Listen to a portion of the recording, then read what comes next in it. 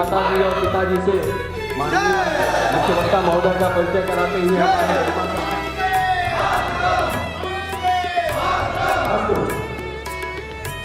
आप सभी लोग हम आप सभी का स्वागत करते हैं। हम अपने मूल को स्थापित किए हुए हैं और अपनी मूल परंपरा का परिवहन करते हुए हम किसी भी कार्य का शुभारंभ वैदिक मंगलाचरण से करते हैं। हरे ओम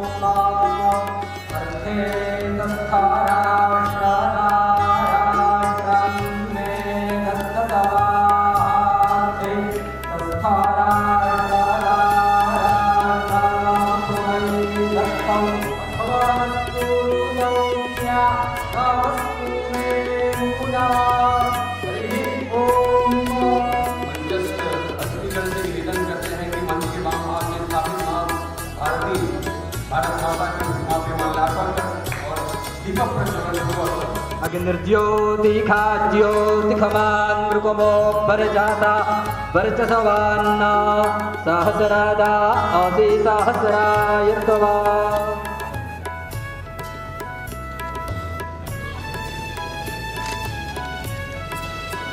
दीपक प्रज्वलन पूर्वक भारत माता के चित्र पे माल्यार्पण कर इस कार्यक्रम का शुभारंभ करते हुए हमारे माननीय अतिथिगण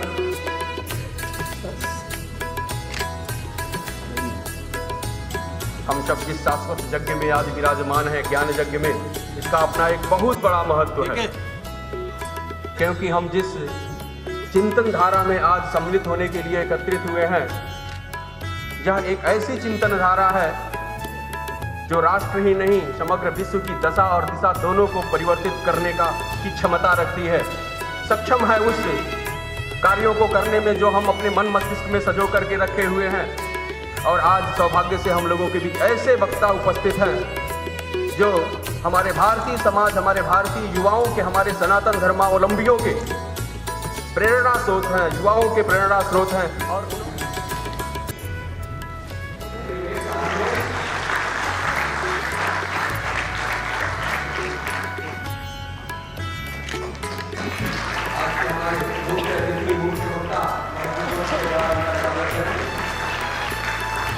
हमारे गरिमा संस्था के सारस्वत संरक्षक हम सबके हाथ में निवेदन करते हैं। इसी क्रम में हमारे श्री संतोष कुमार जी से आप माल्यार्पण मंत्री मोर्चा प्रदान कर आपका स्वागत करें। संतोष कुमार सिंह जी तो मौजूद ही हैं, इनके पिताजी भी मौजूद हैं और इनके यशस्वी सुपुत्र भी मौजूद हैं।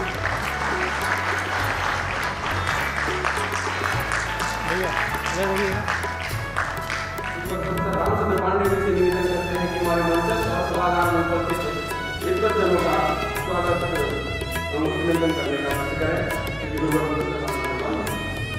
कार्यक्रम के अध्यक्ष माननीय श्री अर्जुन तिवारी जी, आज के कार्यक्रम के आकर्षण अपनी भारतीय संस्कृति के महान चिंतक एवं प्रखर वक्ता श्री पुष्पेंद्र श्रेष्ठ जी, मंचस्थ कैप्टन बिजली जी, कार्यक्रम के संचालक प्रोफेसर विनय कुमार पांडे जी और इस कार्यक्रम के केंद्र बिंदु श्री संतोष कुमार सिंह जी, गरिमा संस्था एवं आकाश गंगा म्यूजिक एंड फिल्म्स के सभी सदस्यगण, सभागार में उपस्थित सभी भारतीय संस्कृति के अनन्य उपासक श्रोतागण, हम अपनी संस्कृति के प्रति जागरूक नहीं हुए। उसी का परिणाम है कि आज मुझे पुनः चिंतन करने की आवश्यकता पड़ रही है। हम लोगों का सौभाग्य है कि हमारे देश में प्रायः ऐसी परिस्थितियों में जब किसी भी पक्ष का ह्रास होता है तो कोई न कोई एक ऐसा व्यक्ति प्रकट हो जाता है जो उस दीप को प्रज्वलित करता है और पूरे विश्व को प्रकाशित करता है। सबसे प्राचीन और सबसे समृद्ध संस्कृति है। इसको केवल जानने की आवश्यकता है, इस पर चिंतन करने की आवश्यकता है। मैं सर्वप्रथम आप ही लोगों का स्वागत करता हूँ। जितने भी लोग यहाँ उपस्थित हुए हैं, मैं हृदय से उनका स्वागत करता हूँ। सूक्ति कही गई है कि ज्ञातम पितृ पांडित्यम नाम धारण कारण। अकेले केवल पुष्पेंद्र जी की ही मैं प्रशंसा नहीं कर रहा हूँ, मैं इनके पिता की भी प्रशंसा कर रहा हूँ। निश्चित रूप से वह कुल धन्य है और आज कुल श्रेष्ठ साबित हो गया कि वह कुल श्रेष्ठ है जिसमें पुष्पेंद्र जी पैदा हुए हैं। और पुष्प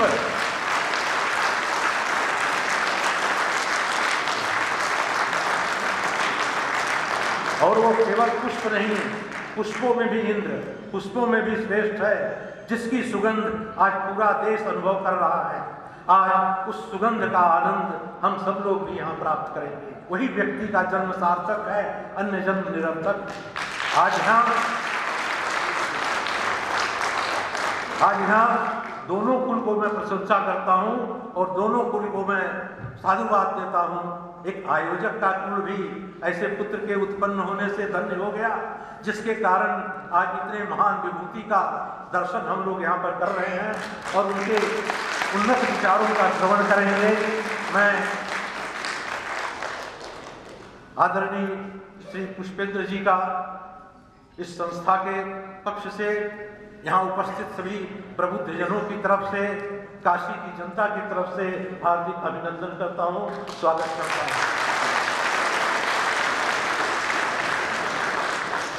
साथ ही इस कार्यक्रम की अध्यक्षता कर रहे श्री अर्जुन तिवारी जी का मैं अभिनंदन करता हूँ, जिन्होंने यहाँ उपस्थित होकर के इस कार्यक्रम का मान बढ़ाया है।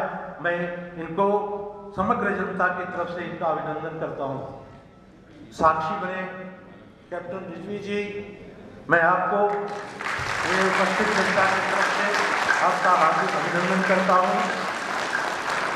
हमारे प्रिय प्रोफेसर विनय कुमार पांडे जी, जिन्होंने इस कार्यक्रम को संचालन का भार लिया, इस कार्यक्रम को सफल बनाने के लिए उद्यत हुए, मैं उनका अभिनंदन करता हूँ। और अंत में श्री संतोष कुमार जी को सपरिवार इनका अभिनंदन करता हूँ, क्यों इस तरह के कार्यक्रम को काशी में आयोजित करने के लिए इनका पूरा परिवार और ये लगे रहे, इसके कारण आज हम लोगों को ये सौभाग्य प्राप्त हुआ है। न तो कदाचित संभव नहीं था कि हम लोग इस कार्यक्रम का आयोजन इस रूप में कर पाते अगर आपका आशीर्वाद और आपकी प्रेरणा हमें न प्राप्त हुई होती। एक संक्षिप्त परिचय के लिए महामंत्री श्री संतोष कुमार सिंह जी से निवेदन करते हैं, इनका आह्वान करते हैं कि एक संक्षिप्त परिचय, यद्यपि हम सब लोग इनके कृतित्व और व्यक्तित्व से वाकिफ हैं, जानते हैं, इनको अच्छी तरह से समझते हैं, फिर भी हम इनके एक संक्षिप्त परिचय के लिए श्री संतोष कुमार जी से निवेदन करते हैं। मित्रों, पुष्पेंद्र जी का परिचय देना सूरज को दीपक दिखाने के समान।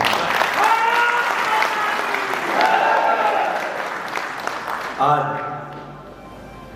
हमारे ये देश के लिए प्रेरणा का स्रोत है। इनका जीवन परिचय बहुत लोग जानते हैं, सभी जानते हैं। जैसा कि अलीगढ़ से ये रहे, अलीगढ़ मुस्लिम यूनिवर्सिटी में उन्होंने पढ़ाई लिखाई की, सब कुछ किया। पत्रकार थे, पत्रकारिता के क्षेत्र में भी इन्होंने जो काम किया, कहने की आवश्यकता नहीं है कि किस ऊंचाई तक उसे लेकर के गए।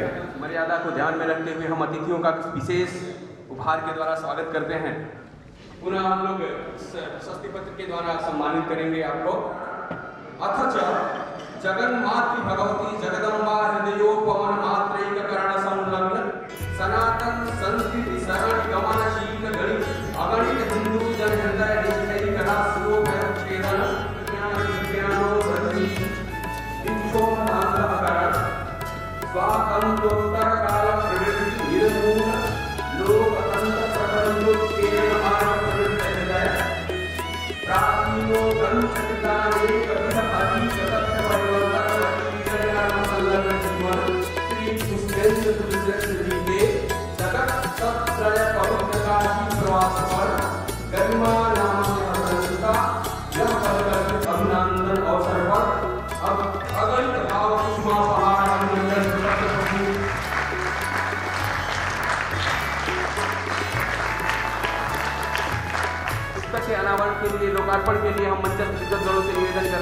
इनके द्वारा इस कविता की या पुस्तक है, इसका अनावरण कर लोग के सामने मुख्य लोक कल्याण है तो प्रस्तुत करें।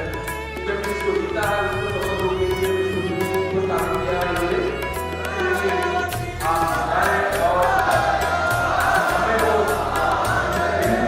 बहुत बहुत आभार, धन्यवाद। बनारस आना और बनारस के इतने गणमान्य लोगों के सामने बोलना कोई आसान काम नहीं है कि बनारस जितनी बार मैं आया न कभी संतोष जी से मिला, न कभी उनका जिक्र हुआ। आज आप सबके बीच में मैं संतोष जी के कारण ही आया हूँ।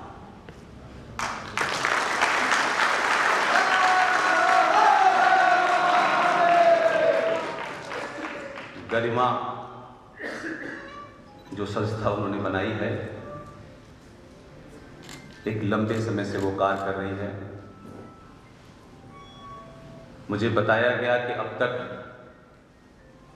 कोई 200 से ऊपर कभी गोष्ठियां आपने की हैं जी, 207। मैंने ये भी पूछा कि क्या कवि के अलावा कभी ऐसे किसी व्यक्ति को बुलाया है, तो संतोष जी बोले कि आप पहले वक्ता हैं जो कविता नहीं सुनाएंगे, कुछ और ही सुनाएंगे।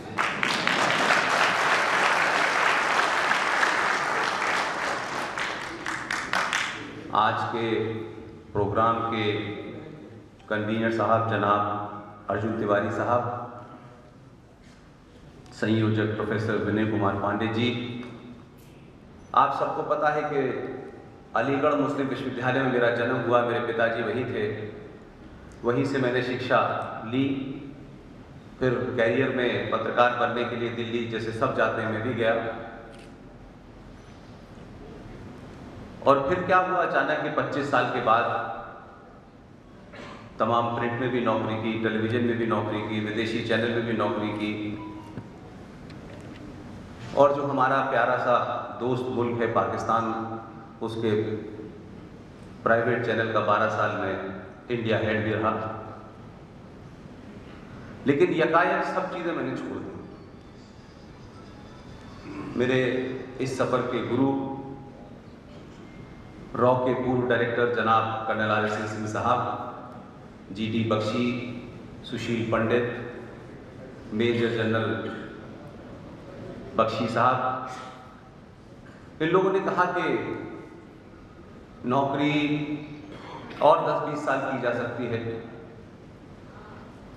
लेकिन जिस बैकग्राउंड से मैं आता हूँ, उन विषय के ऊपर भारत में लोग या तो बोलने से डरते हैं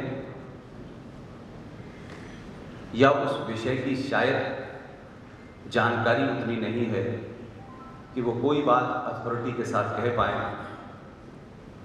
और हम लोग देश के सामने क्या चुनौती है, उन चुनौतियों को क्या सच में हम चुनौती मानते हैं, और वो चुनौतियां क्या सिर्फ देश के सामने हैं या किसी वर्ग के सामने हैं या किसी इलाके में हैं। इस बैकग्राउंड में मैं एक दिन मैंने नौकरी छोड़ दी और मुझसे कहा गया कि आपको भाषण देने आजमगढ़ जाना है।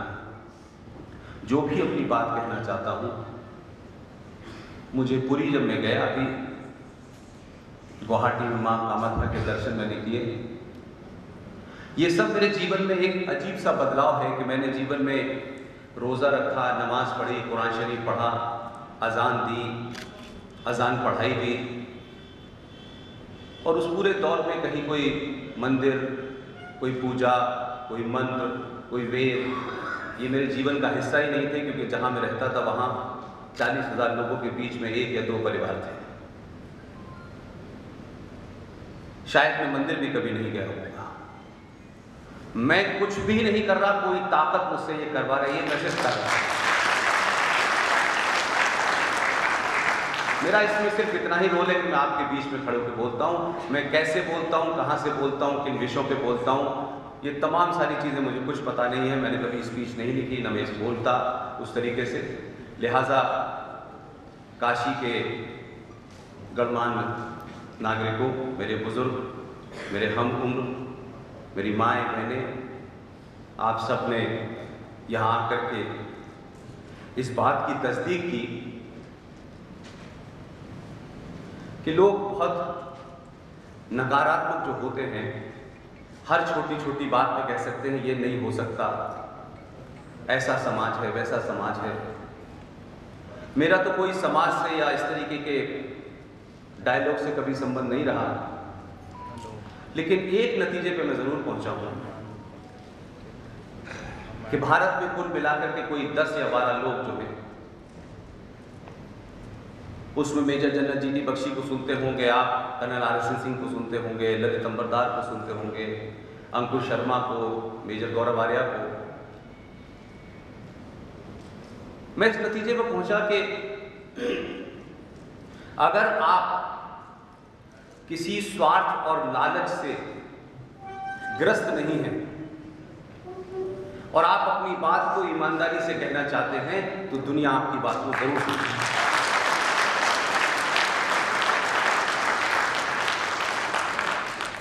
लेकिन सबसे खास बात यह है कि इस देश में मैंने हजारों संगठन देखे, हिंदूवादी, गली गली मोहल्ले मोहल्ले देखे। हर संगठन का कोई ना कोई राजनीतिक एजेंडा, कोई ना कोई राजनीतिक दल से स्वार्थ, किसी राजनीतिक दल के लिए काम करना होगा। लेकिन 25-26 साल के कैरियर में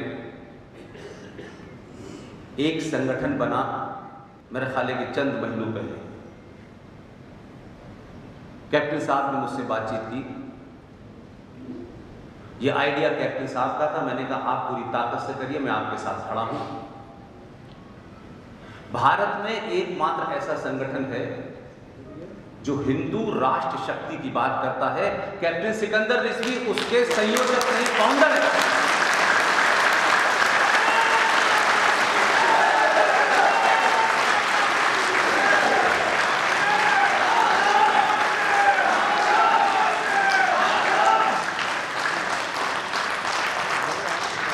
इसके राजनीतिक सेकुलरिज्म से सलमान खुर्शीद पैदा हो सकते हैं, आजम खान पैदा हो सकते हैं, शहनवाज पैदा हो सकते हैं, लेकिन जब सामाजिक सेकुलरिज्म होता है तो कैप्टन सिकंदर रिजवी पैदा होता है।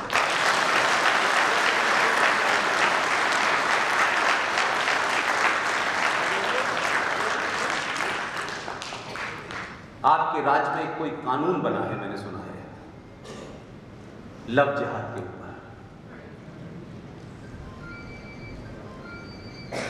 आज इस सरकार को, योगी जी को या और दीगर जो ओहदेदार हैं, लोग उन पे राजनीतिक तौर पे कह सकते हैं कि लव जिहाद पे कानून बन रहा है और ये लव जिहाद गलत है और ऐसा नहीं होना चाहिए, वैसा नहीं होना चाहिए, ये सरकार कट्टरपंथी, आप कुछ भी कह लीजिए। लेकिन आजाद भारत की पहली लव जिहाद की घटना शायद हम में से किसी को नहीं पता होगी। और उस लव जिहाद के खिलाफ भारत के 2 बड़े नाम हैं जिन्हें हम लोग सुबह से लेकर शाम तक रखते हैं। इसलिए वो साझा करके मैं अपनी बात आपके सामने रखूंगा। एक बड़ा नाम है जिनके नाम के आगे पंडित लगा हुआ है, बहुत बड़ा नाम है। और एक साहब है जिनके नाम के आगे महात्मा लगा हुआ है, लेकिन महात्मा क्यों लगा किसी को नहीं।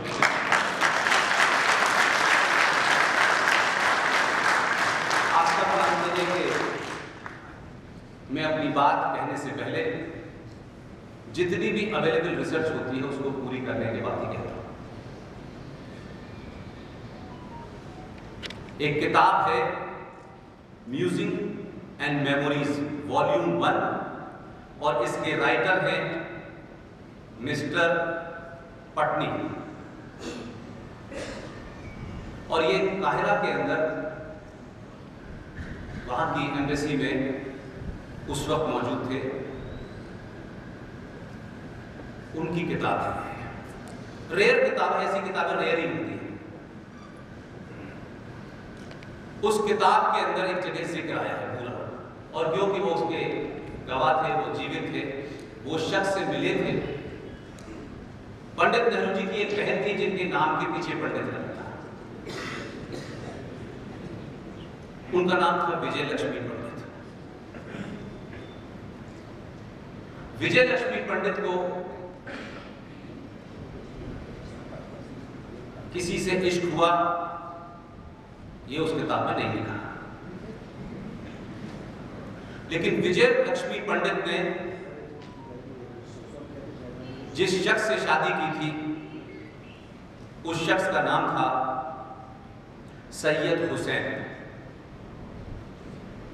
और जब ये शादी हो गई तो लव जिहाद के सबसे बड़े विरोधी नेहरू और महात्मा गांधी ने विजय लक्ष्मी पंडित को बुलाया। विजय लक्ष्मी पंडित से जो शब्द कहे, उन्होंने कहा तुम्हें मुसलमान के अलावा कोई और नहीं मिला था शादी करने के लिए। और ये दबाव इतना हुआ कि वो शादी तोड़नी पड़ी। और शादी टूटने के बाद भी पुराने जख्म बड़ी देर से जाते हैं,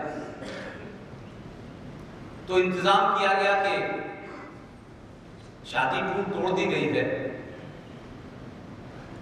तो उनके जो शौहर थे सैयद हुसैन साहब, उनको काहिरा में एम्बेसी में नियुक्त कर दिया। ये बात अलग है कि विजय लक्ष्मी पंडित बाद में यूएसबी, सोवियत यूनियन, लंदन, इन जगह भी वो रही। तो राइटर ने जो बात लिखी, क्योंकि वो हुसैन साहब से मिले थे, तो उन्होंने कहा कि Syed Hussain is a ex husband and permanent boyfriend of Vijaya Lakshmi Pandit. ये किताब अवेलेबल है, 2 वॉल्यूम में है। फर्स्ट वॉल्यूम में लिखा हुआ है, पेज नंबर 307 और 306 पे ये पूरी घटना है। लिखने वाला जीवित था और जिसके बारे में लिखा है वो जीवित है। इसलिए इस सरकार को, उत्तर प्रदेश के लोगों को और हिंदूवादी और सनातनवादी संगठनों पर आरोप लगाना बिल्कुल गलत है कि यहाँ कोई लव जिहाद के खिलाफ है। लव जिहाद के खिलाफ तो हमारे राष्ट्रपिता भी थे और प्रधानमंत्री भी थे।